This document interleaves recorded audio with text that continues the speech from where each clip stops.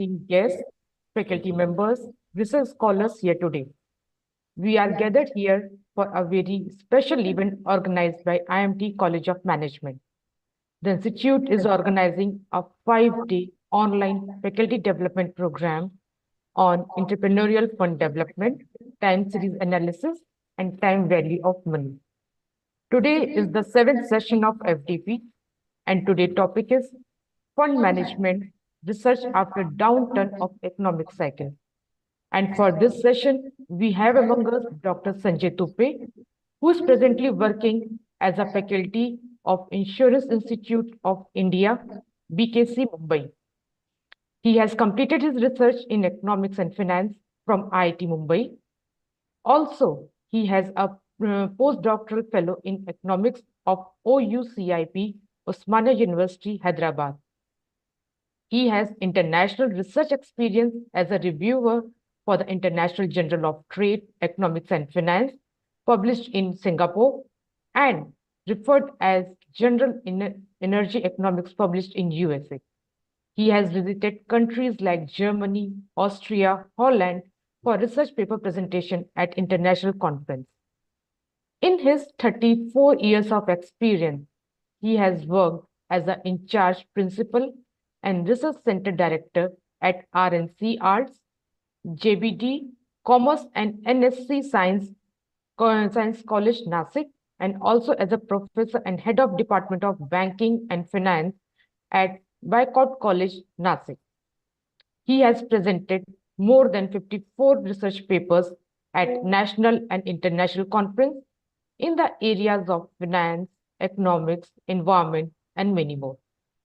He has been honored as a senior membership from the International Society of Computer Research, Singapore, and also as alumni member of IIT Mumbai. Many more achievements are there in his bucket. So, without further ado, let's welcome Dr. Sanjay Tuppe to take over the session and enrich us with the knowledge and experience. Welcome, sir. Yeah.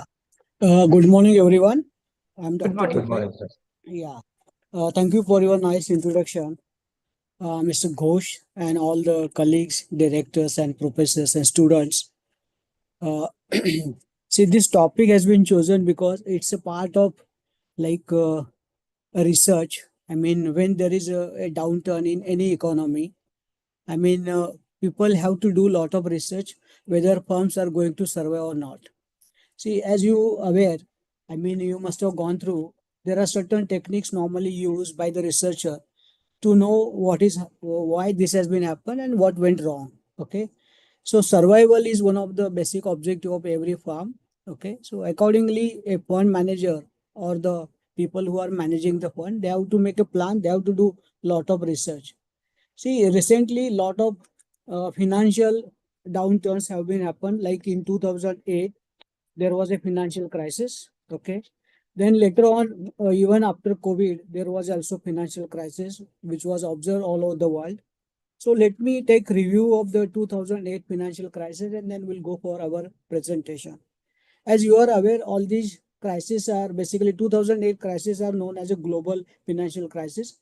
Initially, it was emerged in America, then later on it is spread to all over the world.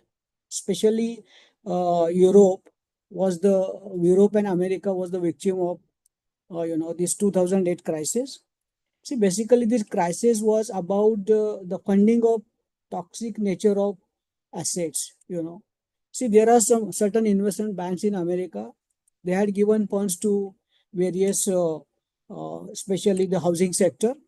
And then later on, they observed that they had the kind of derivatives. I mean, those derivatives are based on mortgage-backed securities. Okay. And then afterward, they found that those derivatives, were collapsed in terms of value. Okay. Basically, those derivatives were linked to the mortgage-based securities. Okay. And then most of the fund management companies or leasing companies, they observed a kind of crisis and then that is spread throughout the world. Okay. So which triggered to the stock market crash also and banking crisis. So then later on, you must be aware the collapse of Lehman Brothers. This was the fourth largest investment bank in America. So it is considered as a climax of financial crisis. And then later on, most of the governments had given a bailout packages to recover their financial system. See, like Bank of America came forward. Since if we go through and look, what were the crises and how they impacted on Europe economy, America economy.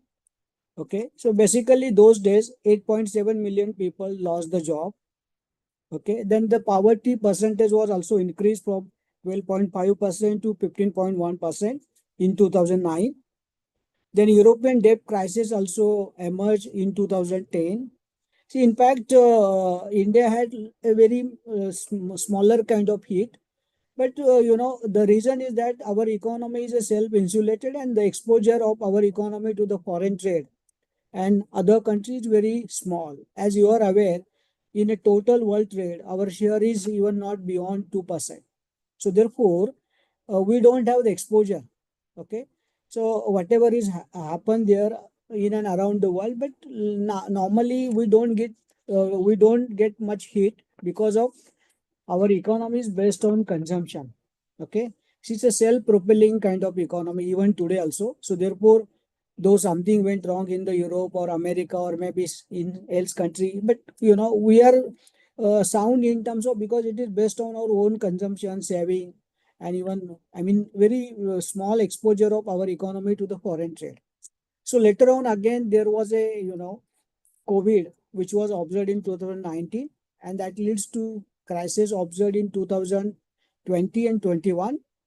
So the global economic recession caused by lockdown. Okay, so the recession began in February 2020. So every advanced economy fallen into recession after 8 months of COVID. Okay, and basically what was the impact of COVID as you are aware? Everybody has realized and observed. So basically sharp rise in unemployment, collapse of tourism and hospitality industry to large extent, then collapse of oil prices also, collapse of especially the small and medium enterprises, then increase in government debt, then market liquidity crisis were also observed. Then there was a trade dispersion and the shortages were observed and that leads to inflation worldwide. Then there was also one more reason, because of excessive bailout packages and pumping of more money in America and even Europe. So that leads to again a very severe kind of inflation which was observed after even 19, 20, 21. Okay. So therefore, uh, again there was the victim which was noticed by all of us.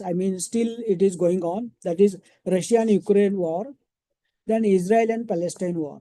Okay, especially it has because of Russia-Ukraine war, it has given a setback to the oil, edible oil prices and food grain stock and even petroleum product also. Most of the country which were based on importing gasoline from Russia, so then they got lot of hit. Even like the country who were importing food grain from Ukraine, they also got lot of hit. So therefore, see, if we look into the global crisis, and during those crises, it is very difficult for a company to manage her fund. So the fund management is a crucial task, and in that connection, research is inevitable. Okay, so let us see. With creating this background, why and how much, what kind of research is required.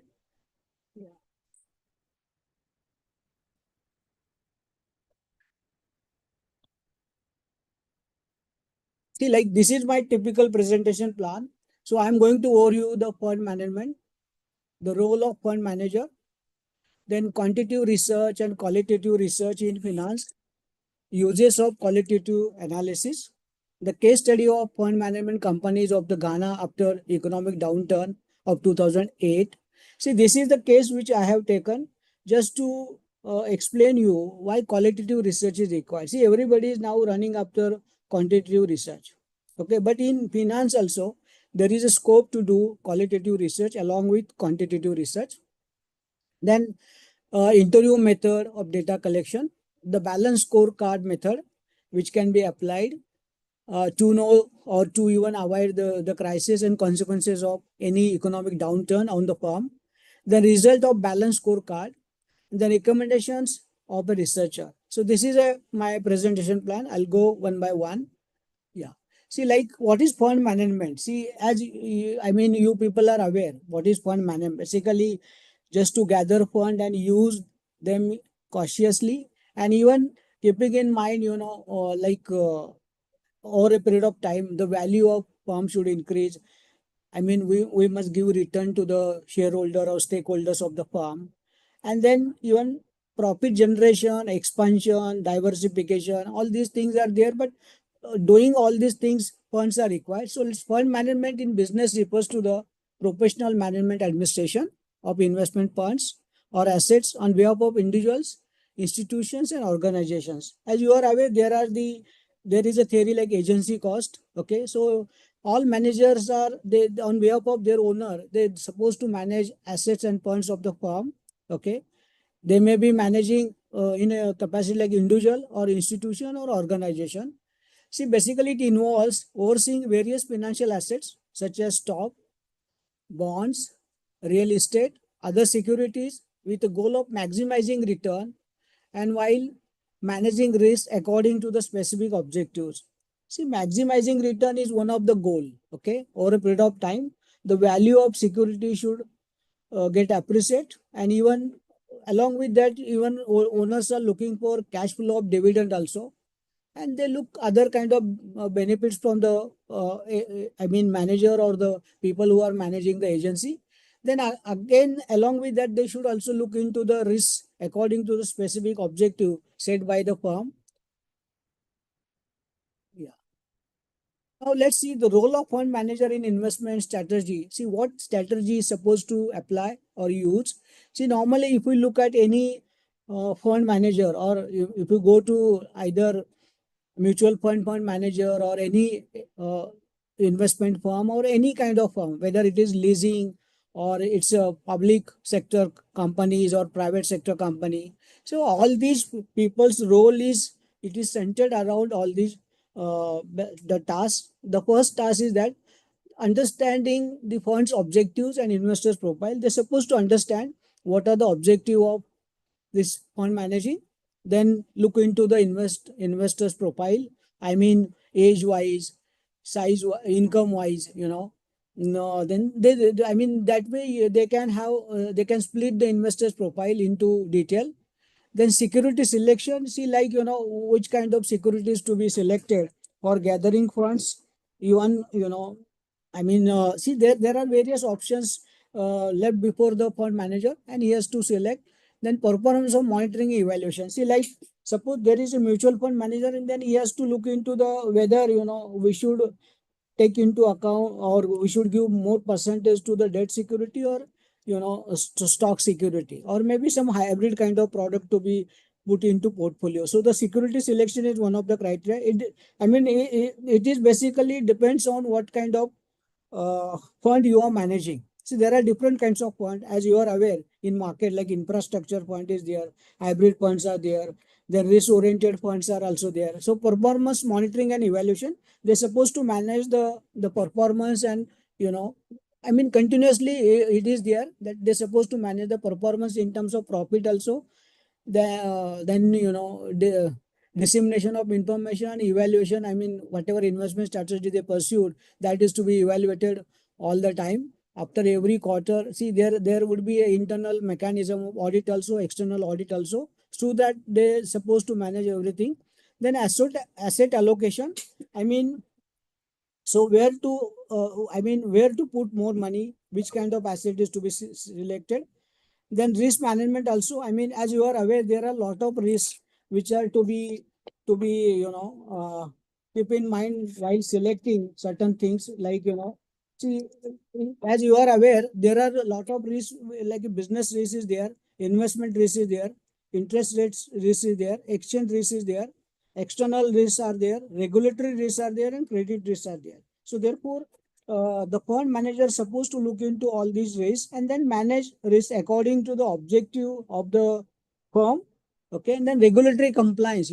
I mean, regulatory agencies are there. it is a mandatory to send them report, give them data also. So the like SEBI is there, then company board is there, Ministry of Finance is there, RBI is also there. So lot of agencies are there, and they're supposed to keep always communication with them and manage whatever they ask for the report in terms of report, and like whatever brief they look, we are supposed to manage. So investment professional basically tasked with overseeing of funds and investing its pool capital into different avenues of investment. Yeah. Now, key aspects of fund management include basically the investment strategy. I mean, fund manager has to devise the investment strategy.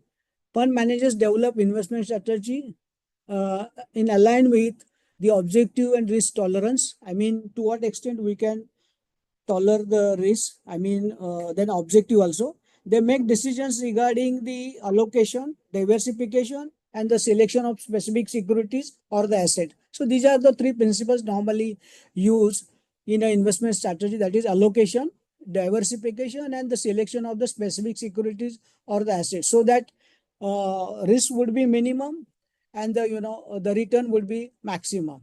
Then portfolio management, this involves the ongoing monitoring and adjustments of funds portfolio to optimize the performance, considering the market conditions, economic trends, and the fund's objective. The fund manager rebalance portfolios as needed to maintain alignment with the investment goals. See, like once portfolio is structured, it doesn't matter, it is going to be the constant. So therefore, all the time, keeping in mind the economic trends, then market conditions, then even funds objective, it is to be altered as and when it is need.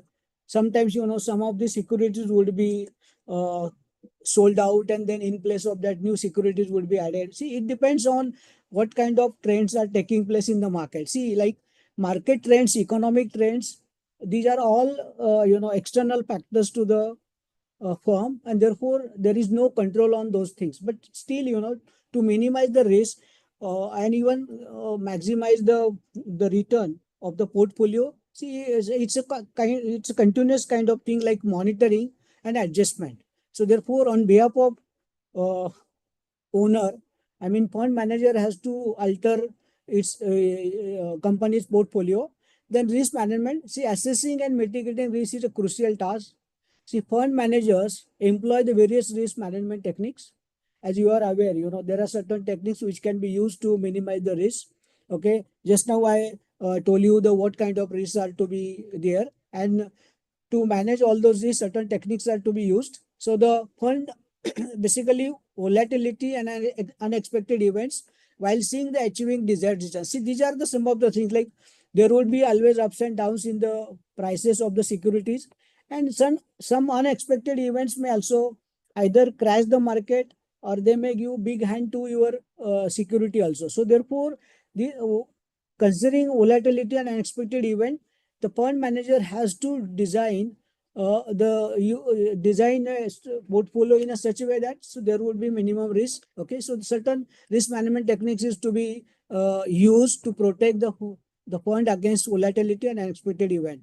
See, the performance evaluation. So regular performance evaluation help assess the fund's success in meeting its objectives. This analysis often involves composition of funds return to relevant benchmark and evaluating the fund management performance relative to the market. See, basically, performance evaluation is a regular thing, like to assess funds, objectives. I mean, in align with the objective, whether our funds are giving return or not, or whether, on what count they are not giving much return. So this analysis often involves composition of funds return to relevant benchmark and evaluating the fund management performance relative to the market. See, sometimes, there are some benchmark is to be used. I mean, like whether it is giving return in align with industry return, whether it is giving return in align with other firms also. Like, suppose you are doing a analysis of cement company. Okay, so how much return cement industry is earning, in the last 1 year or 2 years, then I mean, keeping in mind certain benchmark, we can go on comparing and evaluating the fund management performance, whether it is relative to the market or it is below the market performance. So accordingly, the strategy can be devised.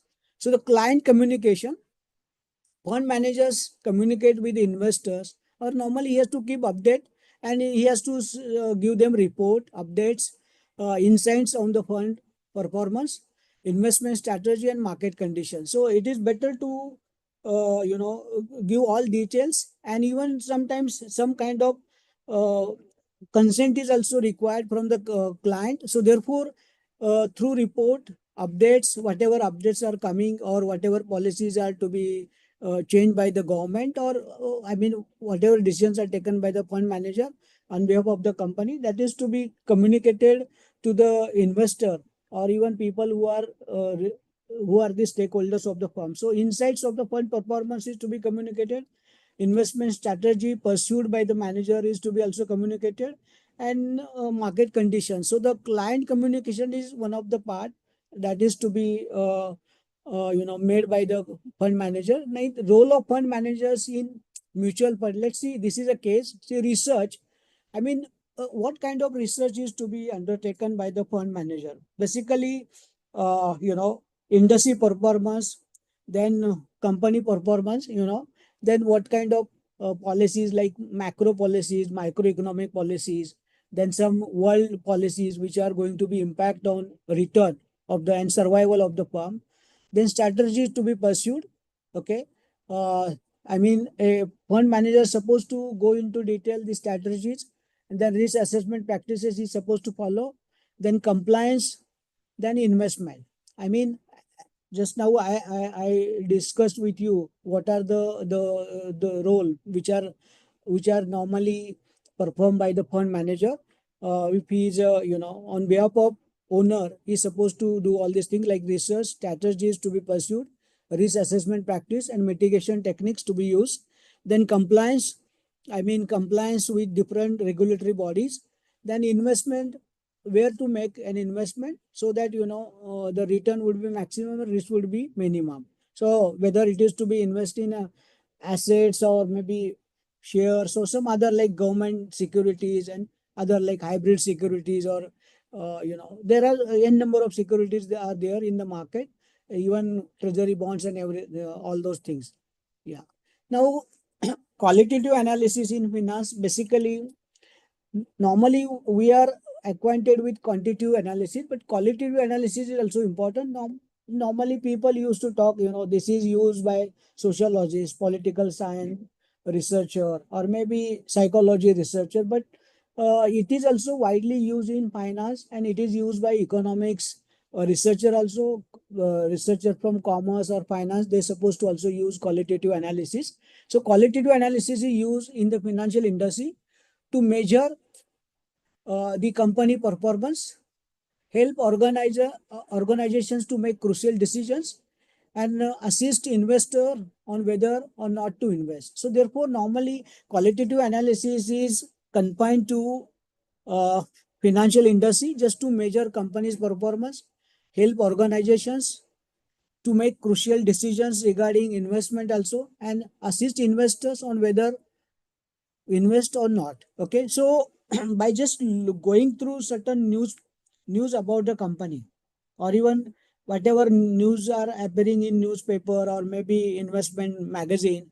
see, I mean, investor can make a his own mind, and basically it is nothing but a like qualitative analysis. Okay, the most common use within finance, helping an investor make a big decision, is stated by getting to know the management system extensively. Means what kind of management system is there in the company, who is there in the board of director, who is a fund manager, what is their qualification.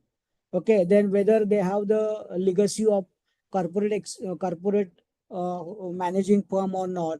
Okay, so what kind of business they had earlier, and even what kind of firms they have also, and how they started this firm, what is the goal, what is the objective. Okay, and how long standing is there of the firm. So these things are there. So therefore, the most common within the finance, helping an investor make big decisions, is stated by the getting to know about the management system extensively. Okay, so it is a like part of the research. Then research analysts and investors do it by examining several qualitative variables. Normally, while doing the research, what qualitative variables are to be looked into, like employee satisfaction, customer satisfaction, then quality assurance, market recognition, and other precise aspects such as, you know, services, return, and many more. So normally research analyst who is doing qualitative research is supposed to focus on employee satisfaction, whether you know people who are working in the firm they are satisfied or not. Okay, then customer satisfaction is also looked into. I mean, what customers are talking about, whether they are satisfied or not, what kind of product is being manufactured, then even after sales service is there or not. So quality assurance, I mean, whether product which are manufactured by the company, whether it's a quality or not. Then market recognition, whether company has got recognition, name and fame, brand in the market or not. Then other precise aspects such as servicing, I mean, customer servicing, returns, and many more. So examining the qualitative variables can be incredibly hard due to the inaccessibility of the information. So it would be very difficult for a researcher that to get the qualitative information, because no company will disclose. But through media, press conference, certain literature, you may come to know about the company. So therefore, it is our job to get the information from various sources rather than only going through their report or going through the media news or media conference. There are various ways. So therefore, it's not easy that researcher will get the information from the company about all these aspects. I mean, which I told you, that employee satisfaction, customer satisfaction, quality assurance, market recognition, and other precise aspects such as customer servicing and return and many more. Okay, so therefore many investors rely on news reports. Normally, what are the ways and means through that we will have the qualitative information? News reports and company filing in order to get the sense of the organization's philosophy. See, sometimes company has to file the report with the company law board and even SEBI also. So therefore, to understand the company's philosophy, whether it's advanced or orthodox, or whether it is giving more return to the investor, and what kind of business plan is there, whether they want to go for diversification or takeover or something, so how they serve their client. See, to know all these things, I mean, we have to go through news report and company filing. I mean, under company law, every company has to file the report. So in particular, investors analyze the management discussion and analysis, that is MDA section of an organization's, that is 10K report, which is legally required to be published to the shareholder. So going through this report, you will come to know what is going on there in the company, or how company is taking care of all these things, or she is I mean, whether she is a responsible or not. I mean, other aspects like, as I told you, that employee satisfaction, customer satisfaction, quality assurance. So that can be known through, management discussion and analysis. That is MDA section of an organization's 10K report, which is legally required to be published to the shareholder. So through that, you will come to know all the details. So therefore, it is our duty while doing a qualitative analysis of a company, we have to go through this report. That is MD and A, that 10K report. Normally, it is known as a 10K report. That is to be analyzed, or we have to go through, read it, and make the notes and use it. I mean, through that we can conclude ourselves, what kind of philosophy is there of the company. Okay, so qualitative, again, see, qualitative financial analysis is a research method in business that is, that uses mathematics also to certain extent, statistical software, in order to determine the value of specific financial item in a company. So though we collect the data by various ways and means, but sometimes we have to use some mathematics also, some statistical software, just to determine the value of specific financial item in a company. See, from a base level, qualitative financial analysis is highly subjective. Normally, it is said that there are certain critics of qualitative financial analysis. It is a subjective. I mean, sometimes, person's own perception may also came into the data analysis. So sometimes he may conclude himself and put his own kind of mind there. So therefore, it is a subjective in nature, no doubt. But investment analysis look for variety of different factors in order to determine overall value. See, though we collect the data or I mean on certain variables, but I mean we have to look overall and then make our own mind. So the factors can include but are not limited to, basically, while doing a qualitative analysis or qualitative research in finance, we have to look beyond, like industry trends, management effectiveness, strength of the product line or brand, and the customer opinion. So these are the 4 or 5 points to be kept in mind while doing a qualitative analysis. Like what is the industry trends there? Okay. So whether that industry is booming or not, whether it is going through a recessionary phase, okay, and what would be one future of that industry in the country, okay, and what is future there in the abroad also. So like right now battery making company which is used by the car, so it is going to be the future for them, okay. So the managing effectiveness, I mean management's effectiveness, how far management is effective, then strength of a product line or brand, okay, the product which is being manufactured by the company, how far it is competitive and it's a good, what is, I mean what is the strength of the brand in the market, then what customers are saying about the company's product and management, okay. So these are the some of the things which, I mean, qualitative analysis, it includes, I mean, as we have seen other factors also, but beyond that we have to also look into the custom industry trend, management effectiveness, strength of a product line or brand, or consumer opinion. They are used in qualitative financial analysis to help an investor or form an opinion about the company's value and stock. Normally, all these information is used, or such a kind of data which we have gathered, it can be used to make the opinion about the company's value and its stock. Okay, so therefore, it is better to collect all this information first hand and then make a opinion about the company's future value, even company stock also. Yeah. Now, uses of qualitative analysis. Normally, it is used where? See, develop extensive consumer profiles. I mean, by using this analysis, you can develop consumers' profile to large extent. Then analyze business information that is not commonly examined. See, normally, no, we go through the certain financial parameters, but beyond that, certain information which is not figured out in a data can be also analyzed by using qualitative analysis. So it analyzes the business information that is not commonly examined. So determine the impact of customer and employee satisfaction. See, normally by using this qualitative analysis, we can we can understand the impact of customer and employee satisfaction. Then we can also better understand the trajectory of a business, see what went wrong, why the company is not able to get business, okay, why company went in became insolvent, or there is a problem of the company. So better understanding of a trajectory of a business. Then this qualitative analysis helps investors make more lucrative decisions, whether to invest, not which kind of stock is to be purchased and when to be sold out. See, such kind of decisions can be also made by the investor. Learn the importance of surveys and focus groups. See, normally qualitative analysis is used just to learn why survey is to be conducted and what kind of information we can have through survey. It may be of consumer survey, or maybe of even trader survey also, or maybe distributor survey, or maybe some people who are directly or indirectly connected with the firm, their survey can be also taken.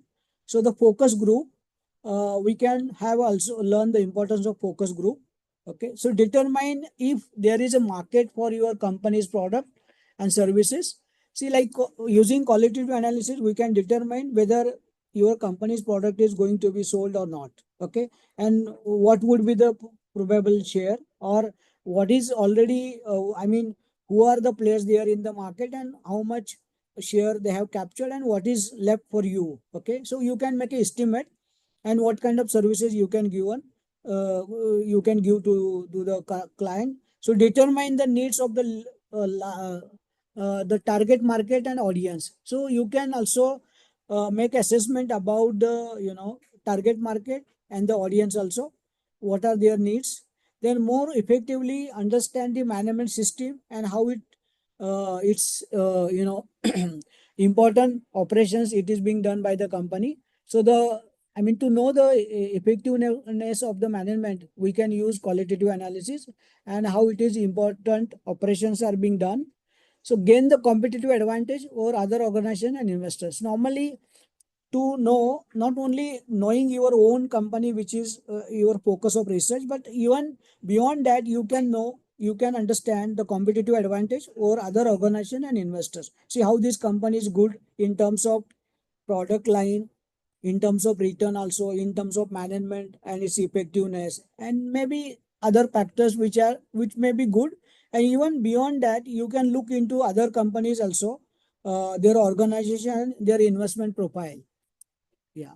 So basically, when this case study is done after 2008 slowdown, so the researcher has used certain things. I mean, as you are aware, when you want to do a research, you have to go through certain things.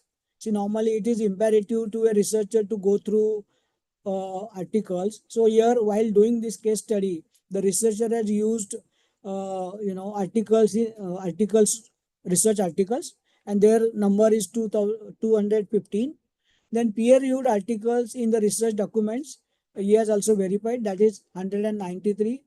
And then total resources in the research document within 5 years to research completion, that is 2019 to 2024, that is 148. So when you are doing a research, you are supposed to go through various related literature. Okay, so the time period of the study was 2019 to 2024. So within that, so he went through as many as research documents, and that is strength is 148. So governmental and state agencies publications also he verified, that is 3. Total number of resources older than 5 years in research document, that is 9. Then total number of resources in research document 243. So I mean, why I'm giving all these figures to you, because so when we do a research, either MBA report or maybe MPhil or PhD thesis, so we have to go through number of articles which are related to our research theme. I mean, most of them are in a like secondary data form, but it is imperative to go through all the literature, because that way you will come to know the research gap also. And while framing hypothesis, even while using methodology, or even pursuing or even making research design, it would be easy for you to make it and make a decisions good. Even you can take a reference of earlier methodology, or whatever formula or software they have used. So by referring that, you can just modify, because your study period would be different and even place of research would be different. Okay, so the same thing can be replicated or maybe modified to certain extent, and then you can come out with a good piece of research.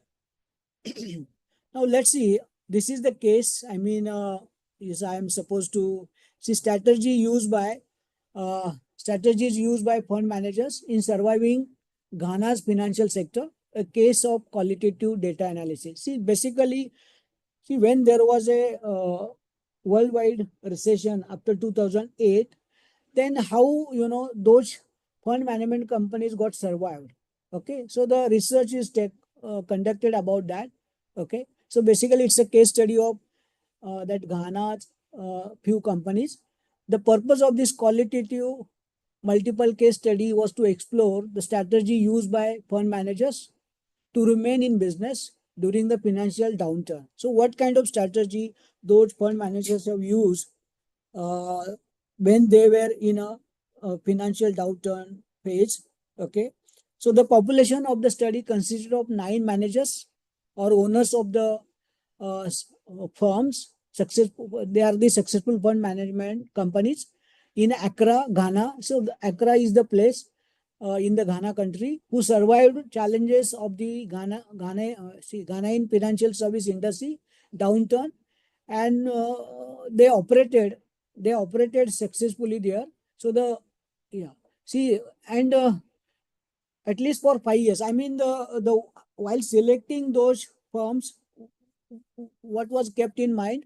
See, at least they have the presence of last 5 years, okay, and they survived challenges of the financial downturn, okay, when industry was facing lot of problem, but still they were there, and they had the legacy, or they have the presence of 5 years, last 5 years present there.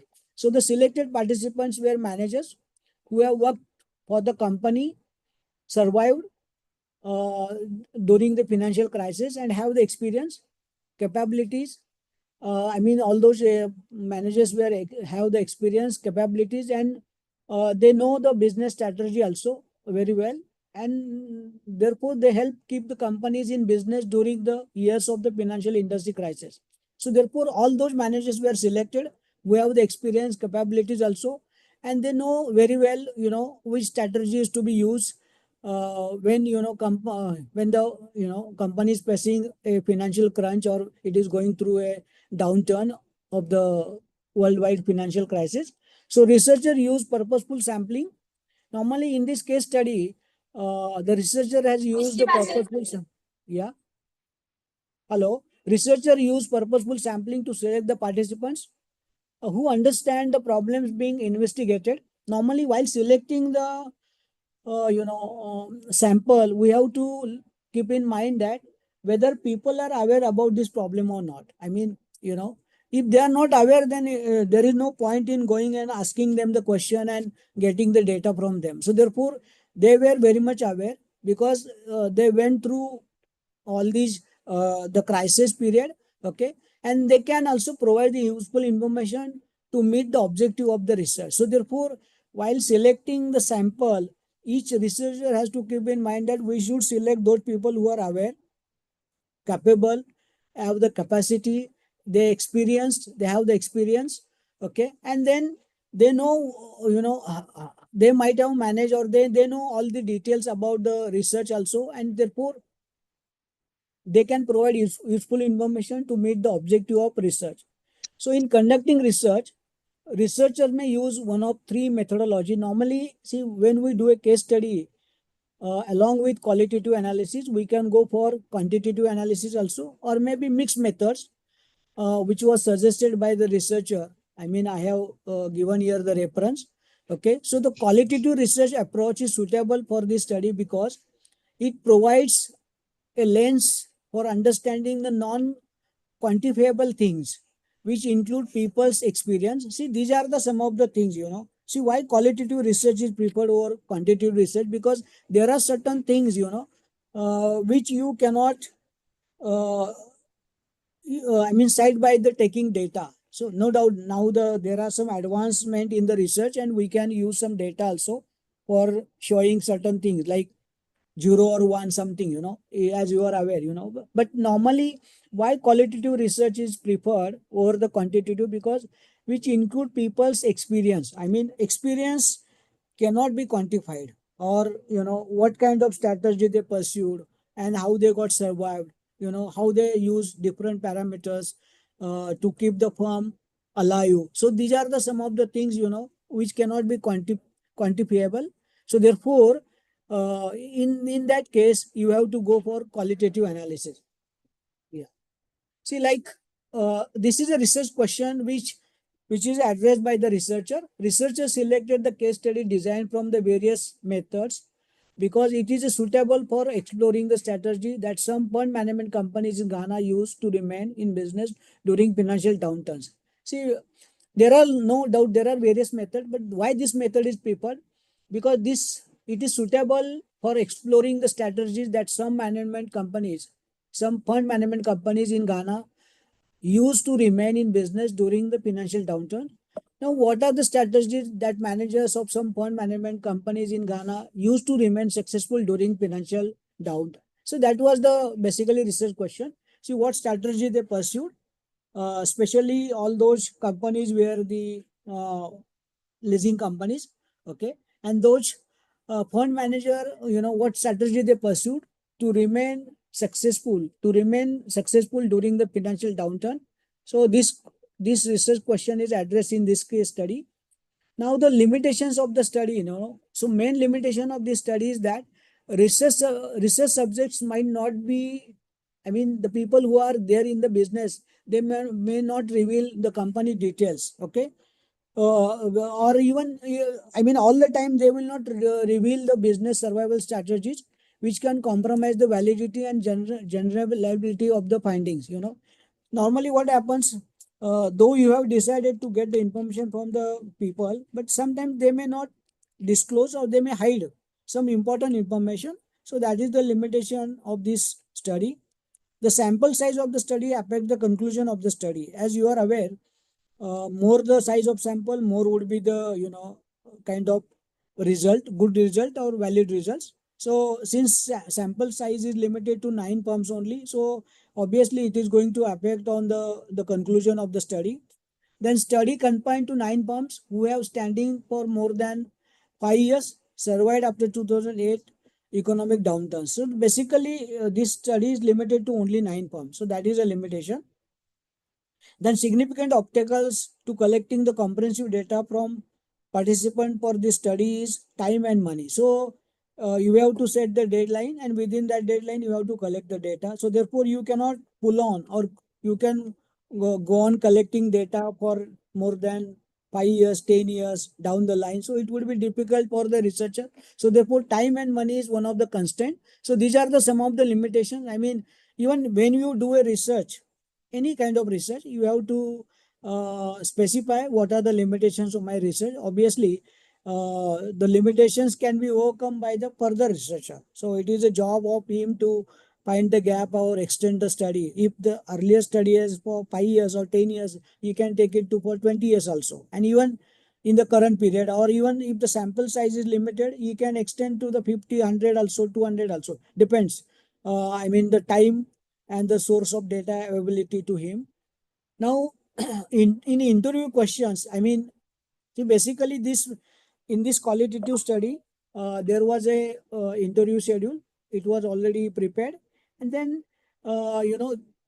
researcher had asked them the questions, and then their responses were recorded, and then afterward, through record response, certain things are verified. So let's see what are the questions where normally we have to make the interview, I mean, write all the details and then go on asking. So the first question was, what key strategic decisions did you make during the financial sector downturn, and how did they contribute to the company's survival? So that was the first question.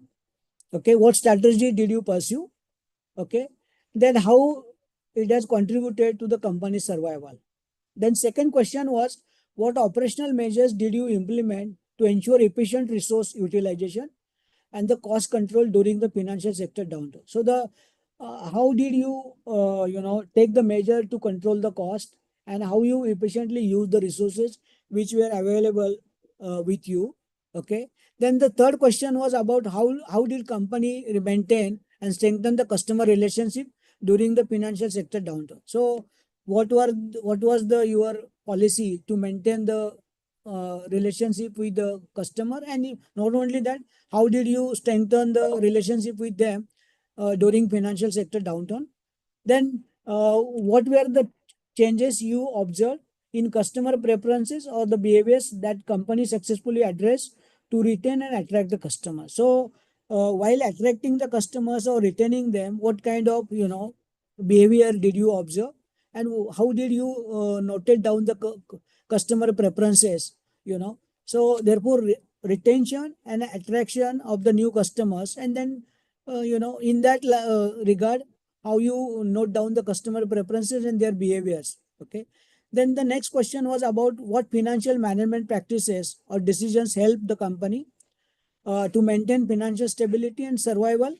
Okay. So therefore, what financial management practices did you follow, and what decisions have you taken, so that, that help company to maintain its financial stability and survival during the financial downturn.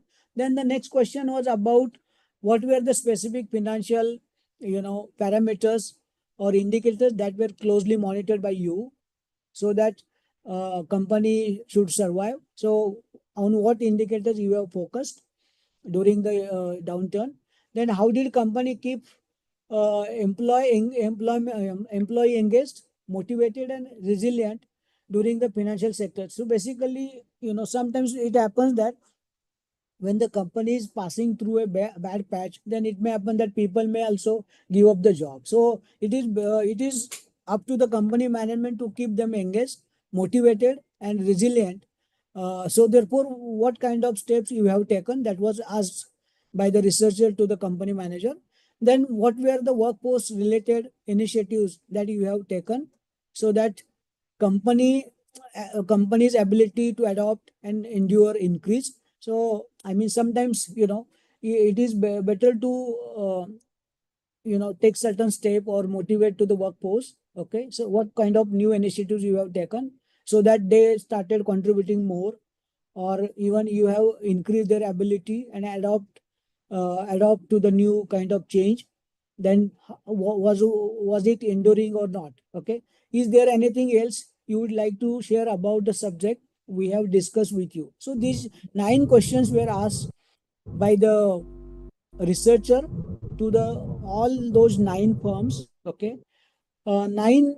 So nine matrix is that 9 firms, 9 questions. Okay, and then that were asked to the company owners or the managers. Okay, now for that, he has used a research technique that is known as a balance scorecard. I think you must have heard before. The concept that balance, this, I mean, see where it was used firstly. Let's see. The concept that grounded this study is the balance scorecard. According to Kaplan and Norton in 1996, the BSc translate the mission and the organization strategy into the set of performance indicators that offer the company to manage well. Uh, let's see.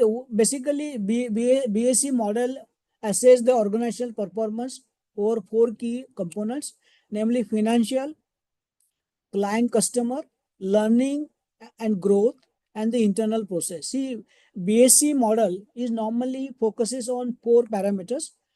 It focuses on financial aspects, then client customers profile, then learning and growth of the employee also, and even stakeholders and managers, then internal process. Okay, so the study's initial assumption is that respondents would give honest and thorough answer during the interview session. So that was a assumption made by the researcher, that everybody will give honest answer and they will disclose as much as possible and they will not hide any information.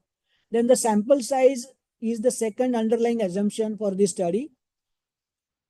So researcher assume that sample size is used for the fund managers will be appropriate and will accurately represent the population needed to investigate the strategy used by some fund management companies to survive during the domestic economic downturn. So therefore, it was also kept in mind that that the sample size which researchers have chosen, it is quite adequate, because these 9 firms were chosen and because they got survive and they had the legacy of 5 years business. So therefore, it is quite sufficient. That was the belief, that was the assumption of the researcher. Then the final assumption is that the finding in this study will guide other fund managers in Ghana or other countries to adopt strategies that will enable them to survive economic downturns and preserve the investment environment. So even it was also assumed that whatever findings will come out from this balance scorecard study, it can be replicated some other countries also, and even in the Ghana itself, some other fund manager may also replicate the same experience, so that their existence in the business would be much more long. I mean, though there is any setback or any kind of unwanted event because of economic repercussion, but they will survive long for the long years. Okay, so even that will preserve the investment environment also there in the country, or maybe wherever this kind of scorecard is going to be used after downturn of the any economic event. So it would be useful for them to keep the investment environment alive. Yeah. Now, 5 stages of data analysis process, as you are aware, I mean, when we do a research, whether we do a quantitative data analysis or qualitative data analysis, so it has to pass on through 5 stages. There are 5 stages of the data analysis process that researchers have to identify. The process includes data acquisition. I mean, as we have seen here, we have gathered the data by way of using a structured questionnaire, and the responses were recorded. So the data acquisition, information extraction, and the cleaning of the data. See, normally now in this case, data cleaning is not a question, but information is to be extracted from the recorded instrument, grouping data into themes, okay, assessing and analyzing.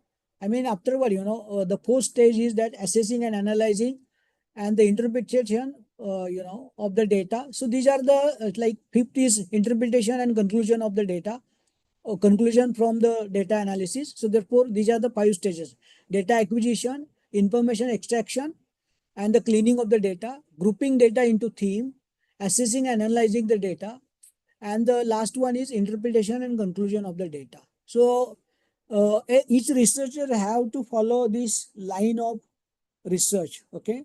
And as I mean, those who are going to do a report, they're supposed to keep in mind all these 5 stages are there. They are inevitable either in PhD or even any kind of dissertation. So evaluate present data in this study.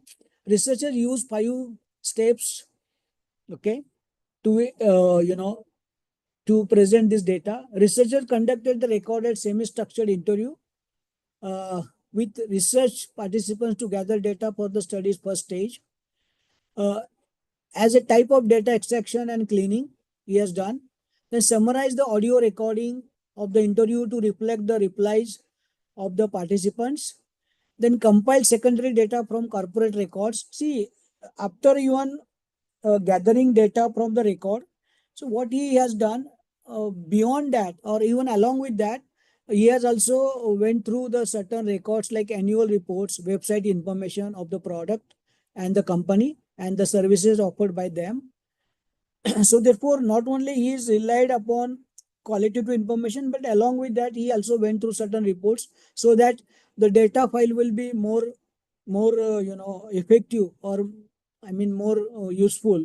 So observational notes obtained from the interview process, where I mean those things are used as a supplementary kind of things for the research analysis.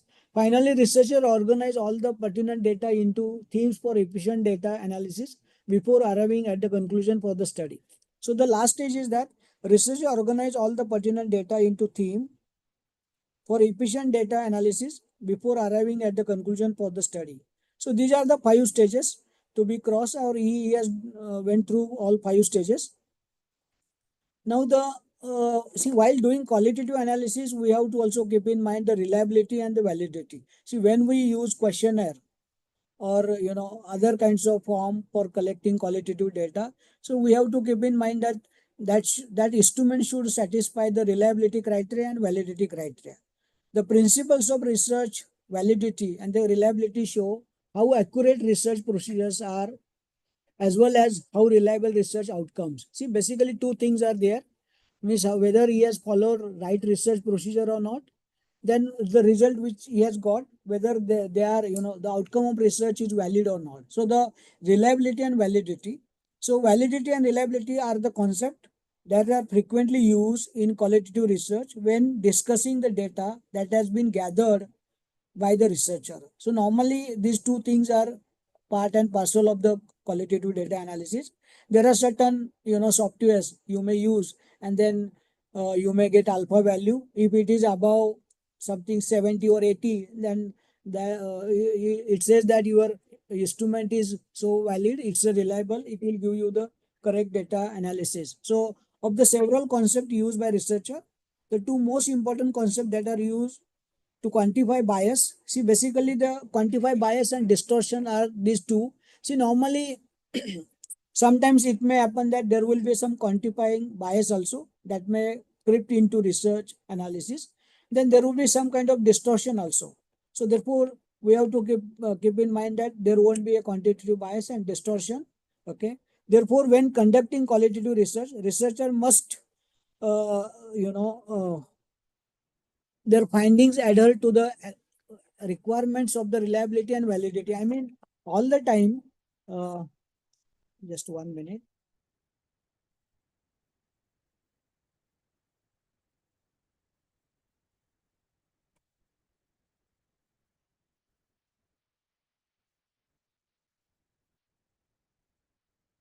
So therefore, when conducting qualitative research, researcher must ensure that their findings adhere to the requirements of reliability and the validity. See, basically, we have to keep in mind that our research outcome should be it should follow, or it should be in align with the requirements of reliability and the validity. Okay, so I mean, this has been pointed out by the various researcher, and even if you go through any research methodology book, you will find that these two things are very important when you do a research. Now let's see what is the result of balanced scorecard and perspective of uh, primary data themes. Like see, basically, as I said you that balance scorecard is confined to the 4 parameters. The first one is financial. Now let's see, the primary theme was whether cost cutting exercises have been conducted or not. So the let's see, the frequency is 8 and the percent is 89. I mean, why frequency? I mean, 8 managers have told that we tried our best to cut down the general cost, okay, or cost cutting exercises we have undertaken.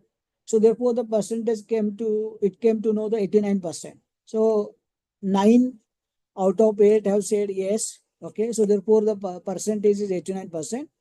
Then again there was a question about employee attrition. I mean, whether people have changed their job or not. So it came to know that that 8 agency managers have said that yes, so many people have changed the job after recession. So therefore the percentage came to 89.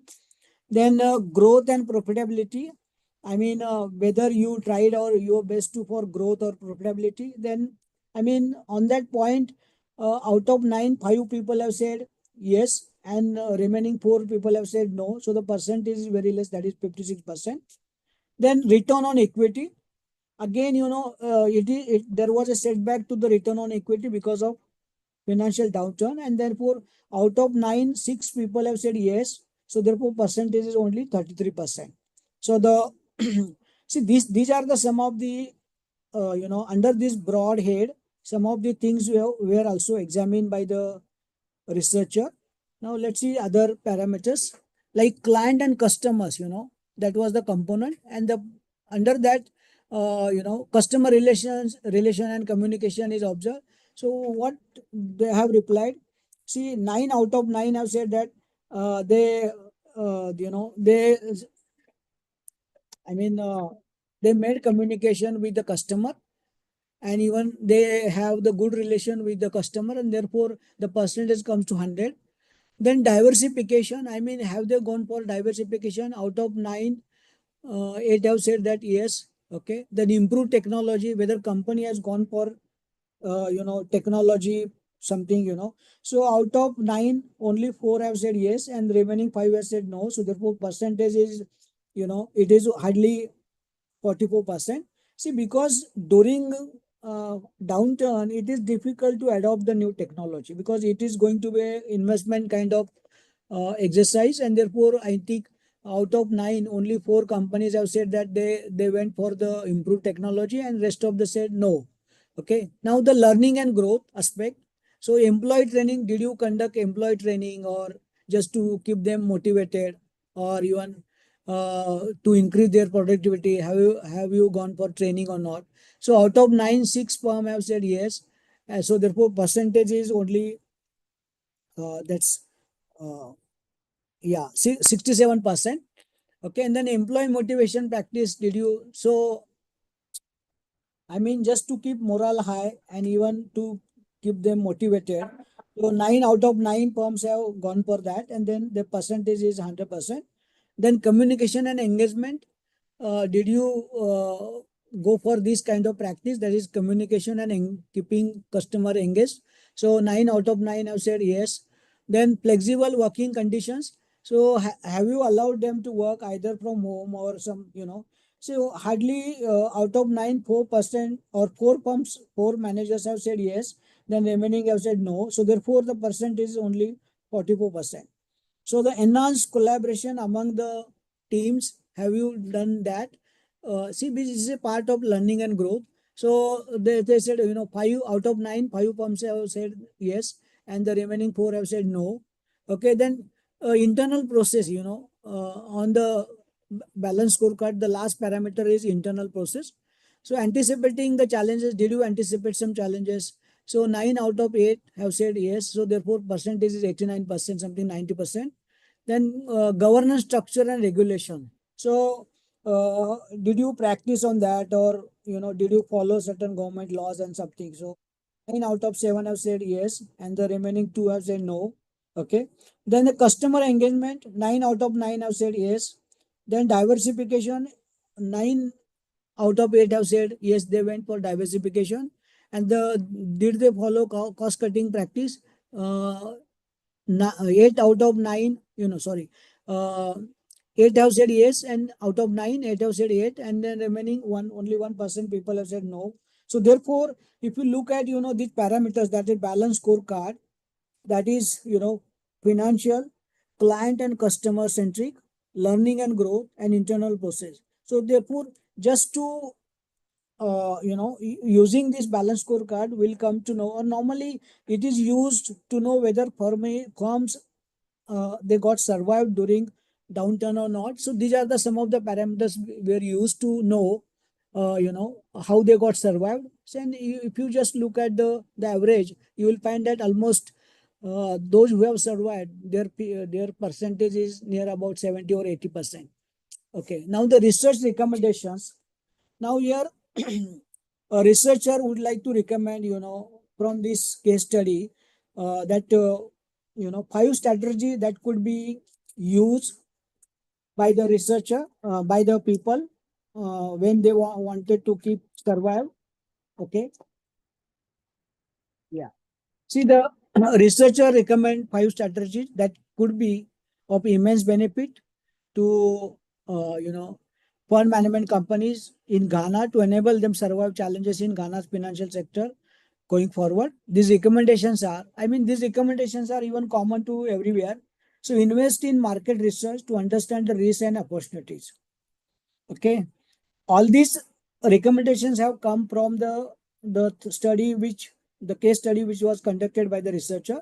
So improve customer engagement, implement sound investment process and engagement with the regulatory bodies. So it is better to keep always, a kind of communication with regulatory bodies, and implement sound investment process and engagement with the regulatory bodies.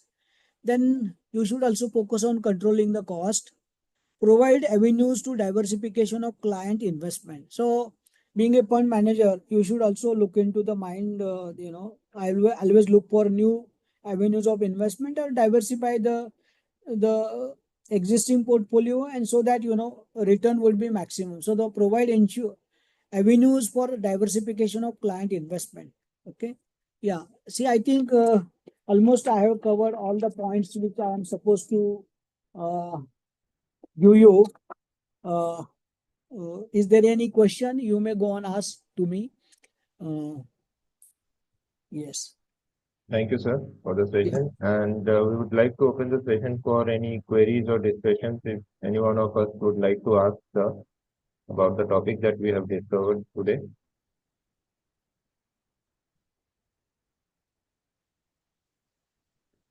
Anybody has any query regarding this qualitative data analysis? If anyone is having any particular queries or questions, then please ask. Sir, I have one small query. It's a very Yeah, generalized please. query that Go ahead. uh, suppose when we know that there is a cyclic pattern in economic downturn, Yeah. like every few years or a decade, you'll face something like that. Means it's a cyclic pattern. Then why do we see that whenever such kind of economic trauma hits, the first thing that companies do is to cut jobs? Can there be any other method like shifting administrative cost and putting people like work from home or scaling down salaries or something so that the job doesn't go? Are there any studies or any suggestions that what should be done in such manners? Because neither this is the first time that in 2008 what happened, or neither it will be the last time. So, but the pattern of reaction from the industry is pretty same. If you see in all the sectors, that the first thing they do is to remove jobs. See, this is going to be obvious action because, if you look at the total wage bill of any firm, Mhm. 70% or 60% amount is being spent on wages and salaries and perks. So therefore, uh, you know, every firm will try her best to minimize the wage bill first. Okay. But the people who are permanent, and even if the company has sufficient kind of reserve, or maybe it's well established, then though there is a downturn or something bad patch for the firm, they can take taken care of. I mean, there are certain business groups, they do not suddenly react this way. Like, I would give example of like Tata Group. You must have seen in the last 50 years, like Tata Steel, it has gone through so many bad phases also. But it is hardly happened that, the people who were there in the job of Tata Steel, they were thrown away by the company. Okay, even Tata Motors also, you can just go through the case study, and you will find that there hardly few groups are there. Uh, they are not like like use and throw kind of policy they follow. But normally, wherever all these things are going to be happen, labor would be the first victim of this bad phase.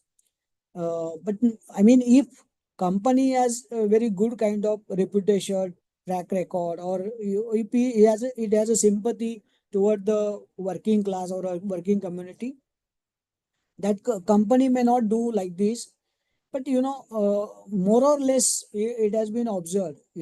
Even there was a guidelines from government of India that company should not throw away to the people, or they should pay salary to them, at least half salary, or even some company were also told to pay them full salary. But a very few company followed this. Okay, and then they do not mind, even some, they do not mind, even they have not followed the what government is saying. Okay, then people came on road, no doubt. But there is no any kind of model or any kind of guidelines, that though when the company is passing through a bad patch, that that company management manager or company management should not throw away people from their regular employment. So but the in that case, the union may fight, or even the surplus can be used to compensate, or for the time being the salaries can be paid through surplus if there is sufficient surplus with the company. Hmm. Thank you, sir. So, I would like again, if anyone is having any queries, and so they can go ahead and ask. And if not, then I would request everyone to please open up your cameras so that we can have a good photo, and then we can call it a day. I would request people to please open up your cameras for a group photo session.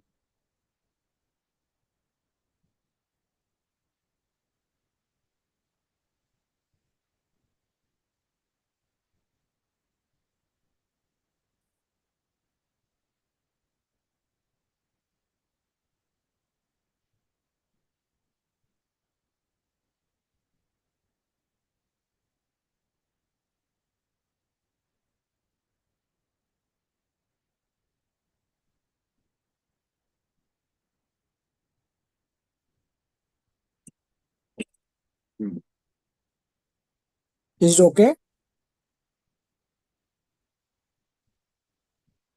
Yes, sir. It's okay. Yes, sir, it's okay. Yeah. Okay. Thank you all the